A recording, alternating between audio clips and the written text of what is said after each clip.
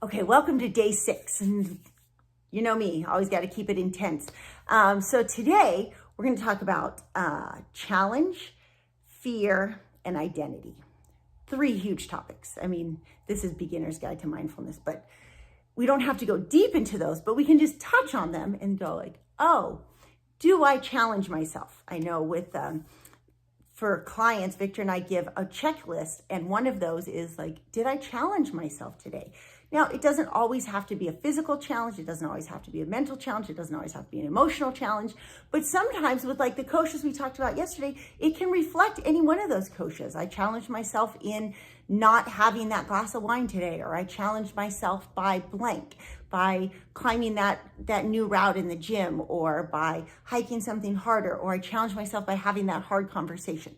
Challenge is totally an important part of mindfulness because it makes us aware of our intentions, and it makes us aware of what our fears are and what we're avoiding. So when we catch challenges that we want to take on, but we're not doing it, it's super mindful. But we can also catch that we're not taking them because there's an underlying fear, and fear is normal, but having the tools to engage those fears, especially if it means taking risks that are reasonable. You know, we don't want you going and taking a hard risk and like dying, of course, but I want you to take a risk that is calculated, that you're assessing the risk. It's an important part. You can't achieve flow state without taking some risks. And so really flow state is highly tied to our happiness, and we need to engage in flow state. So taking time to acknowledge like, oh, I really want this challenge. These are some of the fears that are getting in my way. And lastly, how is that affecting my sense of identity? Like, am I scared of losing my sense of self? I've built myself.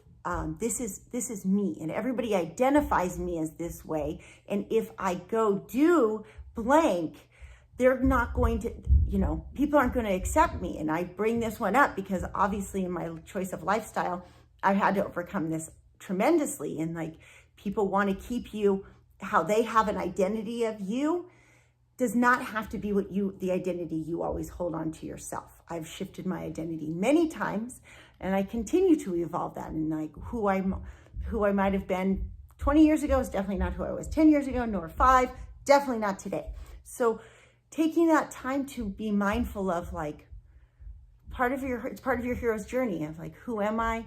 Where do I see myself wanting to grow in through challenge? If it's okay with me to overcome these fears, am I going to be okay if like I lose that sense of identity and grow into this new sense of identity? And am I scared that people aren't going to accept me? Because that's a really important part of sacral chakra, is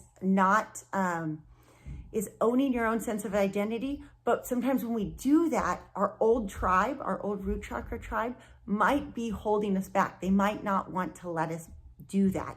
And so we have to, as we grow this new sense of identity, we have to find a new tribe sometimes to support us. I'm happy to be part of your tribe.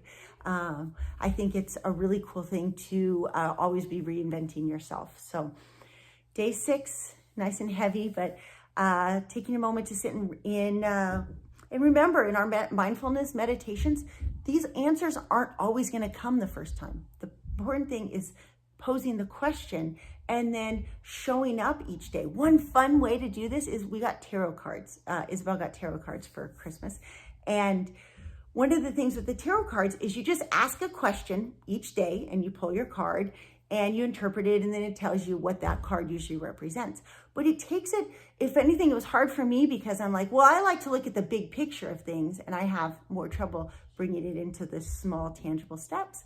And sometimes I think most people prefer the opposite. They prefer to start with a small, tangible step. And so maybe in your meditation, you might throw out some of these ideas. Don't expect the answers to come in the first day, or the 10th day, or even the 100th day. They come in over time, and they're little pieces of the puzzle that make a bigger picture. Mindfulness is about showing up in silence to pose the question and just see if answers happen to pop up. No attachment. Doesn't matter what comes up.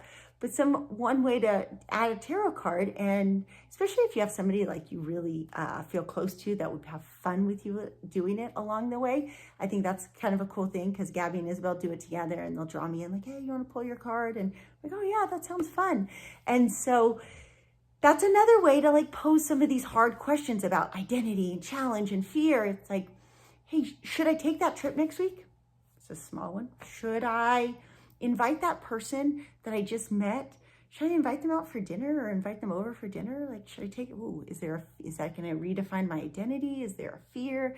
Is that a challenge that I want in my life? Okay, so complex idea. I'm encouraging you to make it in its basic form. All right, last day tomorrow. I'll see you then.